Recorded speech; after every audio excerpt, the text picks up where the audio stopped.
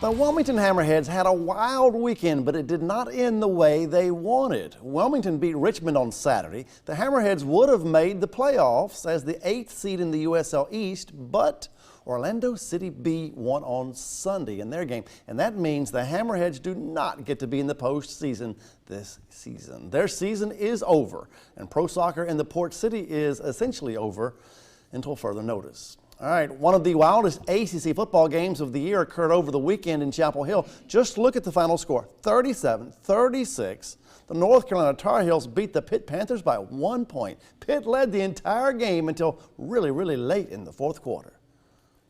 I wasn't nervous at all. I was just out there with my guys, and I know what needed to happen. I knew what could happen. I just had confidence and faith in everything that we need to do. That whole thing, I got your back, we put action to that. It's not just words and, quotes and stuff on T-shirts. We had to have their back in that situation, and they had ours. Even though it is Monday, we have high school football tonight. It is Lejeune High School looking for win number 1 of the season. North Duplin says no to that. The Rebels get an early interception, and Colby Bass scored the first touchdown of the game. The Rebels are going to keep it on the ground for their next score. You're going to see that coming up right here. This was not a close one, folks. 42-0 is your final score. North improves to 2-3 on the season. The Devil Pups drop to 0-6. Meanwhile, Wilmington Christian Academy already has wins this year over Hoggard Topsail, Coastal Christian, and New Hanover in volleyball. Well, tonight the Patriots tried to knock off the Laney Buccaneers. That was Kayla Ball with a kill. She had 10 of those tonight. The only player with more, well, that would be Ellie Cole, and she's going to get one on this play right here. There's Ellie Cole.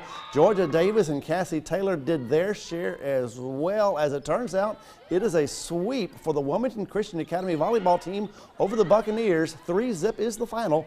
WCA improves to 18-4 on the season. The Patriots are the queens of Wilmington when it concerns high school volleyball. All right, the Charlotte Hornets training camp will start tomorrow in Charlotte. The Hornets tied for 3rd place in the NBA East last season. Can they match that this coming season? Well, can they do better than 3rd in the East? We'll find out in a few more months. Regardless, Steve Clifford is the Hornets head coach. Let's check in right now with Clifford at Media Day in Charlotte.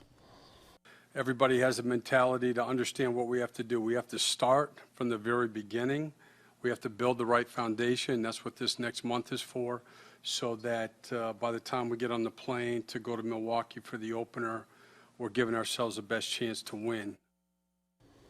And I want to remind you that Charlotte used to hold training camp here in Wilmington. 2010 was the last time they were here for training camp, Amanda. The team was called the Charlotte Bobcats back then. You, of course, remember those Bobcats, right?